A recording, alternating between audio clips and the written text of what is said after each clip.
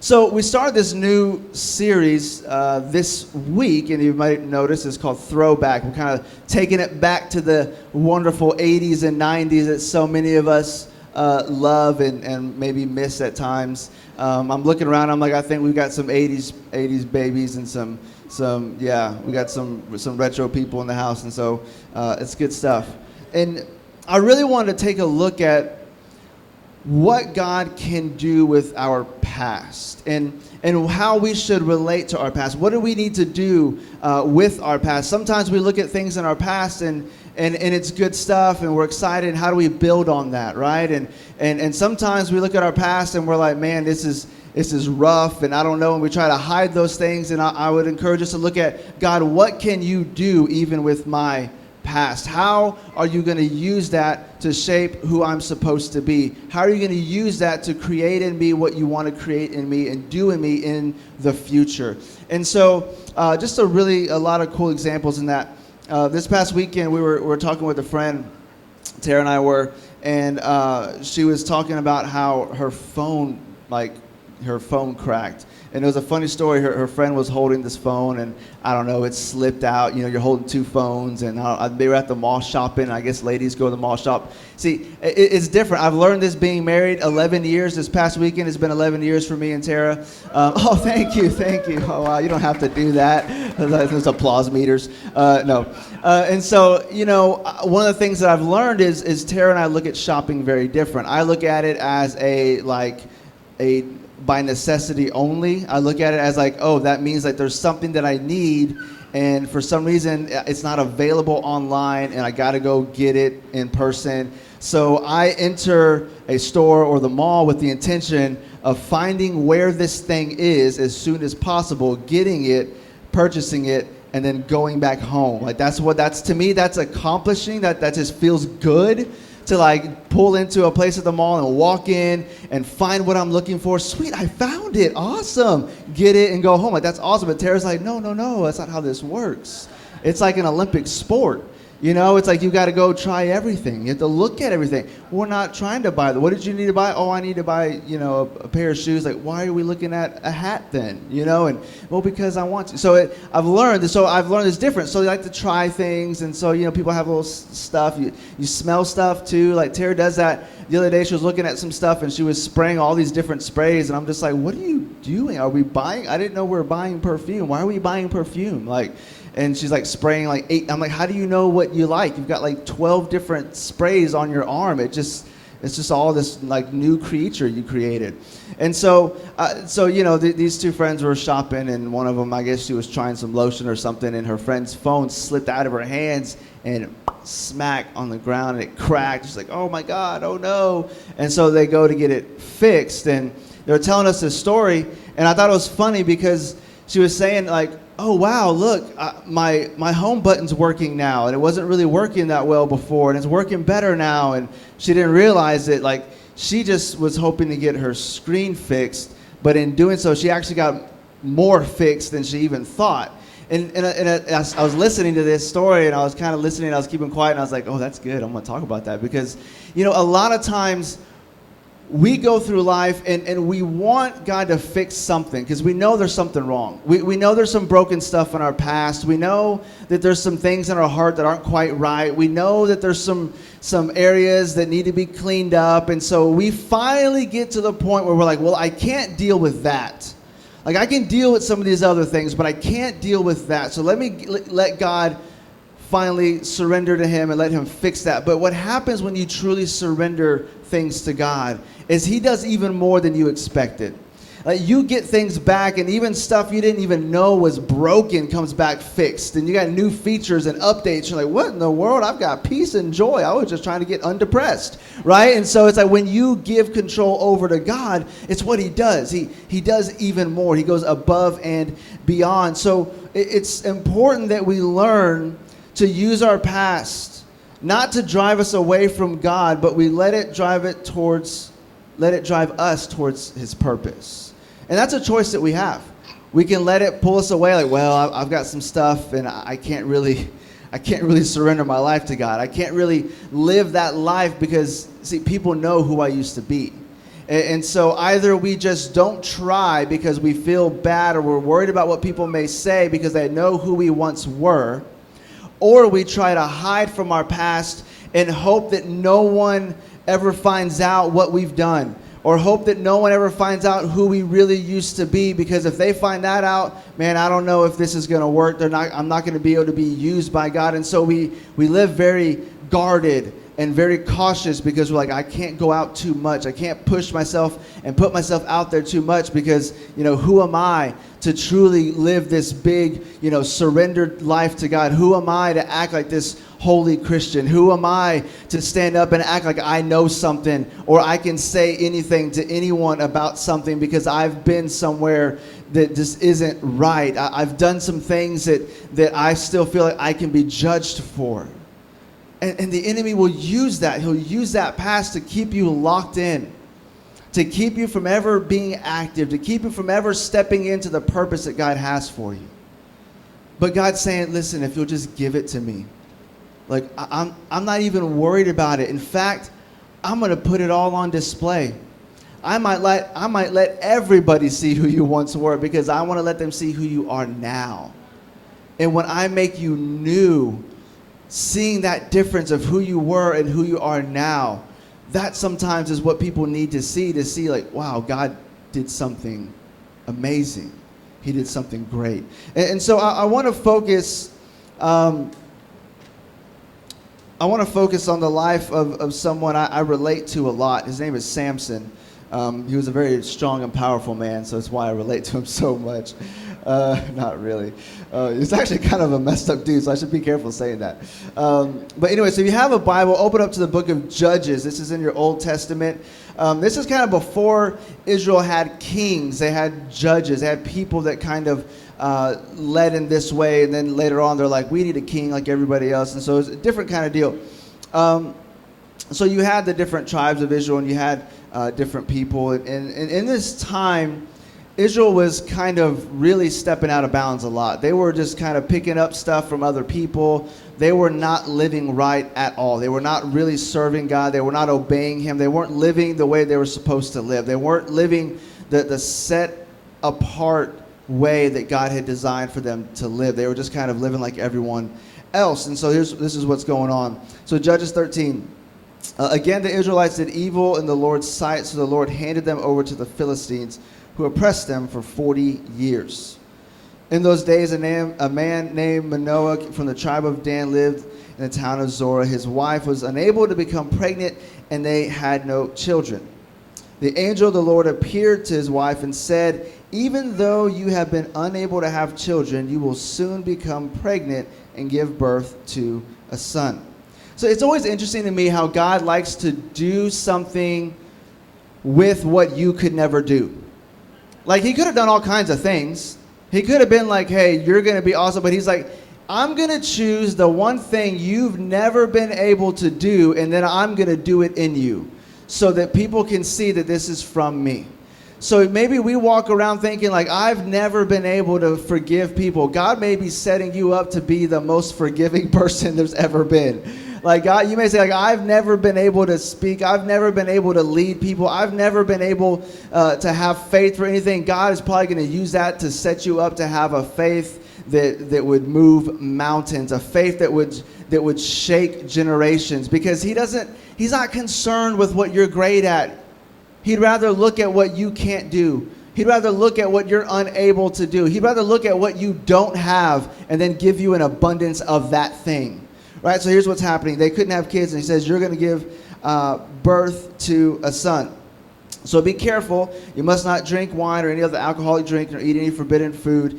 You will become pregnant and give birth to a son, and his hair must never be cut, for he will be dedicated to God as a Nazirite from birth. He will begin to rescue Israel from the Philistines. So all these like stipulations and rules, and they went on to even like talk to this angel later, which they didn't even know it was an angel from God. They're like this messenger. They thought it was this guy, because they wanted to know like, what do we need to do? Like what are the rules and stipulations for raising this kid? How is he supposed to be raised? So he was supposed to be dedicated to God as a Nazirite, which was just someone who had certain restrictions on their life. And one of the things that they did not do is they did not cut their hair.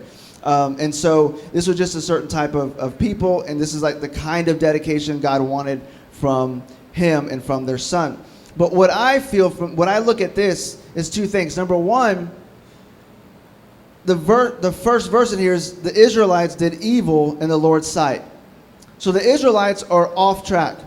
They're doing wrong. They're living wrong. They're not surrendered to God. They're not serving God. They're not honoring God. They're not obeying God. They're living evil. They have failed to do what they're supposed to do. They have failed at serving God as his people. They failed at fulfilling his purpose for him. This goes all the way back to Abraham and the promises to him and who the Israelites were supposed to be.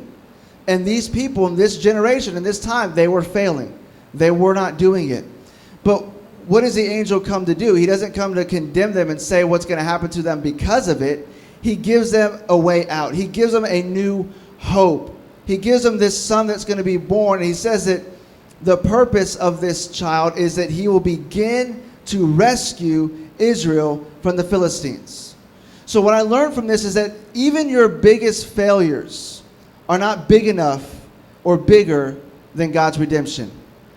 The Israelites were worshiping idols. They were living sinful, evil lives. Even their biggest failures were not going to stop God's redemptive plan.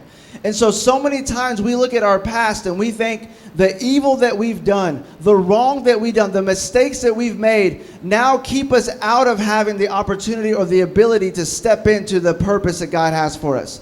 But even your biggest failures are not bigger than God's redemption. His redemption is bigger than any failure you can have, any evil that you've done, any sin in your life, as long as you let him do the work.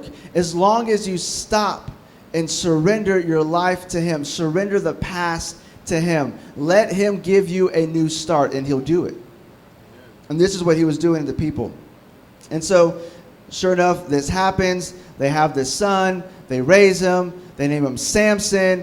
He's a big dude. He's really strong. His hair's long. He's just like a man's man, right? He's just like this totally tough dude.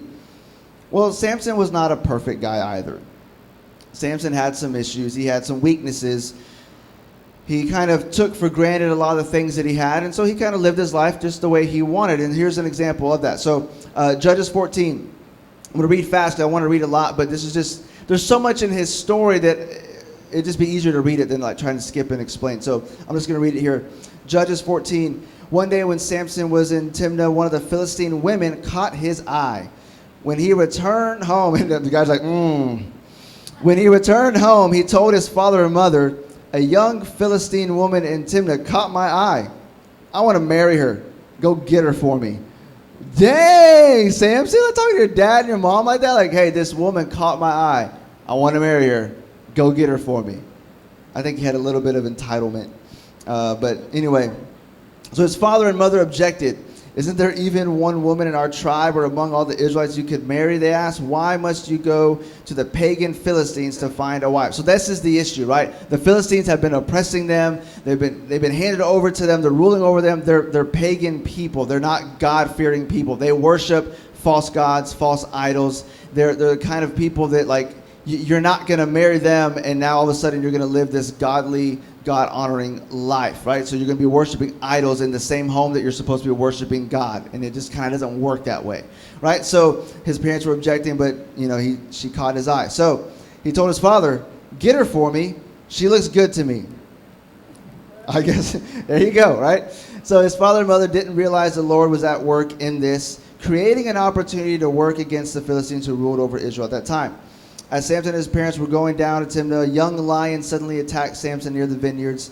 And at that moment, the Spirit of the Lord came powerfully upon him, and he ripped the lion's jaw apart with his bare hands. He did it as easily as if it were a young goat. And I'm like, who?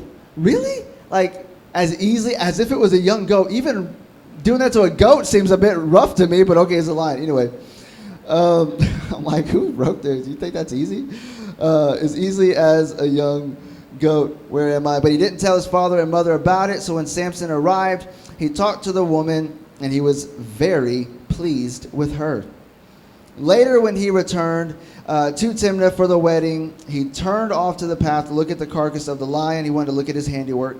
And he found that a swarm of bees had made some honey in the carcass. He scooped some of the honey into his bare hands and ate it along the way. He also gave some of it to his father and his mother, and they ate it. But he didn't tell them that he had taken the honey from the carcass of the lion. As his father was making final arrangements for the marriage, Samson threw a party, and as it was custom for elite young men. When the bride's parents saw him, they selected 30 young men from the town to be his companions. And Samson told him, "Let me tell you a riddle. If you solve my riddle during these 7 days of celebration, I will give you 30 fine linen robes and 30 sets of festive clothing. But if you can't solve it, then you must give me 30 fine linen robes and 30 sets of festive clothing." "All right," they agreed. "Let's hear your riddle." So he said, "Out of the one who eats came something to eat. Out of the strong came something sweet. Sam, I will not eat green eggs and ham." All right, so 3 days later, so they're still, okay, I'm going to skip a little bit. So they're trying to figure out his riddle. He's just boasting. He's just kind of bragging about stuff. They can't solve it. They go to his now Philistine wife. These are Philistine people. They go to her and they pressure her and they pressure her. They're like, "Look, we're going to burn your family's house with you and your family in it if you don't tell us what it is." And so she bugged and she bugged and she bugged and she cried for him to tell her what it meant. And so, verse 17, it says, she cried whenever she was with him and kept it from the rest of the celebration, kept that up for the rest of the celebration. At last, on the seventh day, he told her the answer because she was tormenting him with her nagging. A man wrote this book. More sensitive. Then she explained the riddle to the young men. So before sunset, the seventh day, the men of the town came to Samson with their answer, "What is sweeter than honey? What is stronger than a lion?" So they played a little game of Jeopardy. So Samson was upset. He said, "If you hadn't plowed with my heifer, you wouldn't have solved my riddle." I just love the way people talked in Bible times. That's just crazy. Like anyway. But he's talking about his wife, apparently. Then the Spirit of the Lord came powerfully upon him. He went down to the town of Askelon, killed 30 men, took their belongings, and gave their clothing to the men who solved this riddle. But Samson was furious about what had happened. He went back home to live with his father and mother. So his wife was given in marriage to the man who had been Samson's best man at the wedding. Okay, let's stop for a second. So Samson's got a temper. A couple things I'm noticing, though, in this story. Samson does some stuff on his own. The Spirit of the Lord comes powerfully upon him, and he does something. He does something that's outside of his ability. But then afterwards, he's bragging about what he did, and he's proud of what he did. But it really wasn't him. It was the Spirit of God that allowed him.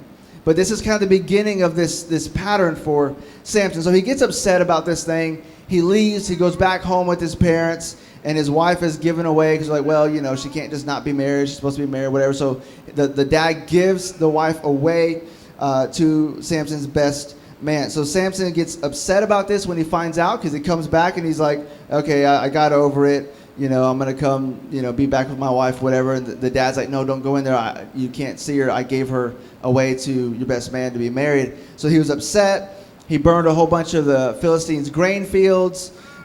Caught a whole bunch of foxes and like tied torches to their tails and tied them together and like set them off. It's like crazy stuff.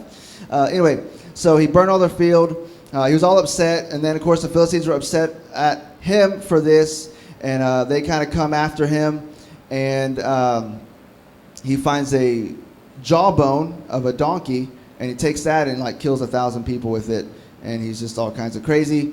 And it's just back and forth. You know, he does something, the Philistines come back to do something to him. Well, the Philistines come and they killed his wife and her family. And so he gets upset. Judges 15, I'll pick up in verse 6. He says, so who did this? The Philistines demanded. Samson, they said. So because his father-in-law from Timnah gave Samson's wife to be married to his best man, so the Philistines went and got the woman and her father and burned them to death. So this is, you know, there's another retaliation. Because you did this, Samson vowed, I won't rest until I take my revenge on you. So he attacked the Philistines with a great fury and killed many of them. Then he went to live in a cave in the rock of Edom. So now he's kind of living out on the outskirts of town, plotting what he'll do next, I'm sure. And the Philistines were upset about this, and they came to retaliate, and the people in the town were asking, why are you doing this? They said it's because of Samson. So they went to go get Samson, and then Samson replied, I only did this to them for what they did to me. Verse 12, but the men of Judah told him, we've come to tie you up and hand you over to the Philistines. All right, Samson said, but promise that you won't kill me yourselves. We'll only tie you up and hand you over to the Philistines. We won't kill you. So they tied him up with 2 new ropes and brought him up from the rock. And as Samson arrived, the Philistines came shouting in triumph. But the Spirit of the Lord came powerfully upon Samson, and he snapped the ropes on his arms as if they were burnt strands of flax, and they fell from his wrist. So this is when he kills the man with the donkey bone. He goes kind of crazy. Something that I'm seeing happen back and forth is Samson is supposed to be set apart. He's supposed to be different. He's supposed to be living with purpose. But he keeps finding himself in these compromising situations. He keeps finding himself getting distracted by women, getting distracted by revenge from what his distraction was with the women. And he gets distracted by just wanting to do what he wants to do. And it's just never-ending battle in this struggle. And what I realize is we have a couple choices. You can live set apart from God. You can live set apart for his purposes. You can live compromised and live a compromising life. But you can't live both. Like, you can't live both. And too many times we think, well, I know God wants something for me, and I'm going to have what I want to have. And then I'm going to ask for forgiveness and get back on the right path. And at some point, you got to let go. You have to stop and make a choice. Am I going to live set apart for God's purposes, or am I going to live a compromised lifestyle? I can't have both. I can't be set apart for God's purposes and doing anything and everything I want to do in my life and expect those purposes to come to pass. It's not that God's not faithful. It's that we are unwilling. It's not that God is not forgiving. It's that he's not going to force you to do something that you refuse to do. The door is there. The opportunity is there. But at some point, the purpose of God will come to pass with or without you. Because his word will not return to him void. What he says will happen. He's not going to have his word fall. And so if you refuse and refuse and refuse, God will find someone who will say yes. And so Samson's stuck in this dance, and so many times we find that it's in the moments that we stop, in the moments that we quit striving, in the moments that we quit trying to do things our own way, that the Holy Spirit is allowed and able to work in our lives. The Spirit of God came on Samson when he's tied up, when he says, all right, take me in. We'll see what happens. And then the Spirit of God comes and empowers him. Because in that moment, I believe, maybe he's walking along the road and he's praying, God, I did it again. I allowed my pride and my temper and my ego, I allowed my desires, my flesh to get in the way of what I'm supposed to be doing. Because what's his purpose supposed to be? To begin to rescue Israel from the Philistines. And what's he doing? Marrying Philistines. That doesn't work. And so God's finding ways to use him in spite of this. But again, Samson is struggling, fully letting go. So then Samson does something not surprising. He meets this woman named Delilah, another Philistine. She catches his eye as well, and he's like, yeah, this is it. I'm going to move on past, my wife, and she's going to help me get through this. And so now he is with Delilah, and the Philistines go to Delilah, and they're pressuring her and bribing her. We need to know what his secret is. Why is he so strong? How is he that he's so powerful? How do we defeat him? You've got to find out. You got to find out. And so she's like, that's a lot of money. Okay, I'll see what I can do. So she starts talking to him, same stuff. Just, if you loved me, you would tell me all your secrets. You would tell me all these things, and crazy, sketchy. It's like red flags, guys, like red flags. She's like, how can someone tie you up successfully? Like, really? Why are you asking me that, right? But here's just what's going on. So Judges 16, start verse 15. Delilah pouted. How can you tell me I love you when you don't share your secrets with me? You've made fun of me 3 times now because he's playing games with her. He said, oh, you just do this. And then she tries it. And then he's like, snap. No, that didn't work. Ha, ha, ha, ha. And I'm like, dude, red flag. She actually did what you said, would hurt you and take your strength from you. But he's just like, no, but she looks good, though. And so you made fun of me 3 times now, and you still haven't told me what makes you strong. She tormented him with her nagging day after day until he was sick to death of it. Finally, Samson shared his secret with her. My hair has never been cut, for I was dedicated to God as a Nazirite from birth. If my head were shaved, my strength would leave me, and I would become as weak as anyone else. And Delilah realized that he had finally told her the truth, so she sent for the Philistine rulers. Come back one more time, she said, for he's finally told me his secret. So the Philistine rulers returned with the money in their hands. Delilah lulled Samson to sleep with his head in her lap, and then she called in a man to shave off the 7 locks of his hair. And in this way she began to bring him down, and his strength left him. So look what happens when we begin to live this compromising life. We let compromise in. What happens is it lulls us to sleep. Your guard is down. You lose sight of the purpose. Samson has lost sight of why he's even there. It's not just to find women. It's not just to get married. It's not just to live a normal life.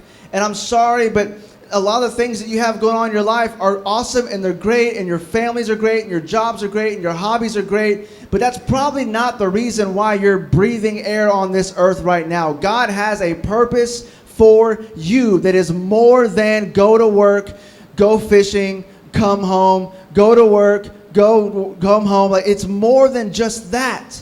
It's more. And when you say yes to Jesus, you enter in an agreement with him to fulfill the purposes that he has for you. Because you're saying, it's no longer me, Jesus, but you who lives in me. It's no longer about my life, Jesus. It's about your kingdom. It's no longer about my kingdom, God. It's your kingdom. I'm not praying that my kingdom would come. I'm not praying that I would have all that I want. Jesus, I'm praying that you would see everything you want to see through me come to pass. Because I'm not going to let even myself get in the way of your work, God.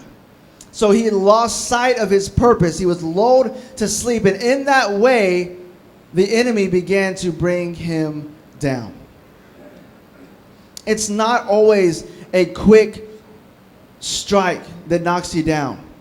It's the slow, one time after another, the wearing down, where one day you just look back and you're like, what have I been doing? What has my life been? And this is what happens with Samson. So, verse 20, she cries out, Samson, the Philistines have come to capture you. When he woke up, he thought, I'll just do as before and shake myself free. But he didn't realize the Lord had left him. So the Philistines captured him.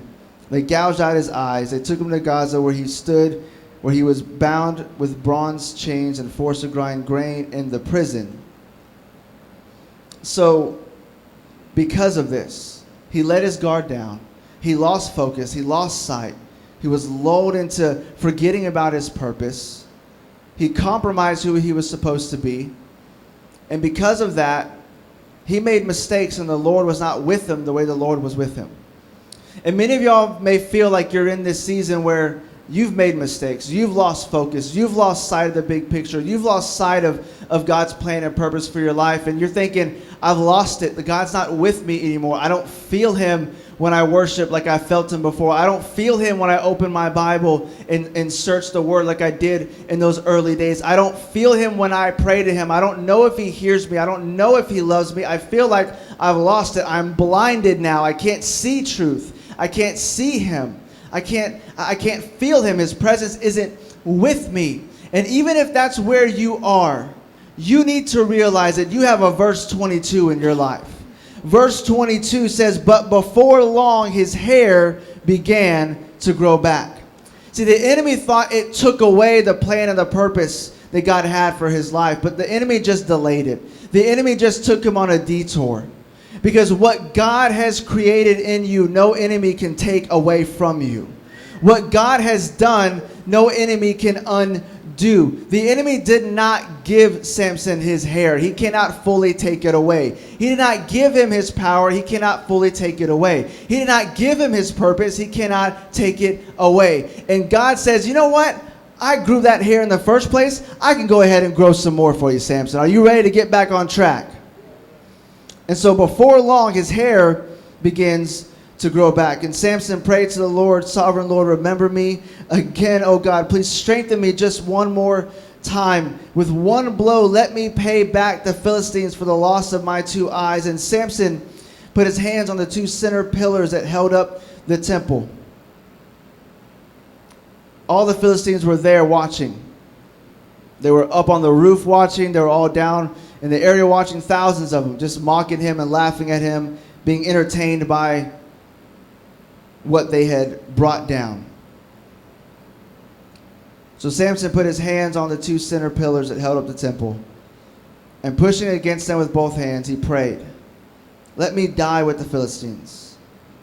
And the temple crashed down on the Philistine rulers and all the people. And so he killed more people when he died than he had during his entire lifetime. Now, I'm not saying God wants us to just lay down our physical lives and do something crazy like that in this sense. But I'll tell you, when you just are ready to just die, when you're just prepared and ready to die to your flesh and say, God, I'm done.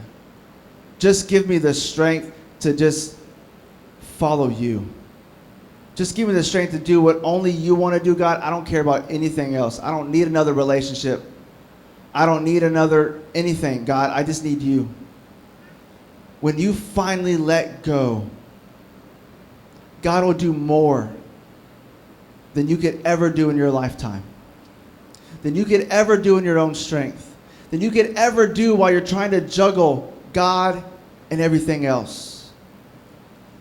When you struggle with the mistakes of your past, God's like, well, just let him go. Just realize that who that was is dead, and let me raise you back to life. God will do more in that moment. And I promise that he can use your biggest breakdown as a setup for your biggest breakthrough. Samson was blinded. His hair had been shaved. It was barely growing back. He was weak. I'm sure he was hardly fed. He was humiliated. He was the lowest place he had ever been. He went from being on the mountaintop to being the laughingstock, to being nothing. And God used his nothing to fulfill his purpose. And what was that purpose? To begin to rescue Israel from the Philistines. And God used that as a picture of what he was going to do for us. Even though we've turned from him, even though we've gone the wrong way, even though we've lived evil lives at times, even though we've got a past that we're not proud of, God says, I've got a redemption plan that's bigger than that past. His name is Jesus. And Jesus never lost sight of his purpose. Jesus never did anything but what the Father wanted him to do. And in that death, in Jesus laying down his life, he accomplished God's purpose and plan for us of redemption. So where are you today? Are you stuck trying to forget your past? Are you stuck trying to hide your past? Are you in a place where you feel like maybe you could have it all? Maybe you feel like, okay, God, do that stuff in me later. I want to do my thing now. I'm still young. I'll worry about that stuff later. Maybe when you fix my life, it'll be easier to serve you. Maybe when you solve these problems, I can serve you. Maybe when you heal my body, then I can surrender to you. God says, listen, if you'll just stop trying and just let me do it, I'll get it done. If you'll just die to your flesh, just let the past go. I'll take it. I'll shape it. I'll use it. It's going to set up the biggest breakthrough you could imagine. You thought that was your lowest point? That's going to be the launching pad for the next mountaintop. But the choice is yours. Live set apart. Live compromised. You can't live both. Let's pray.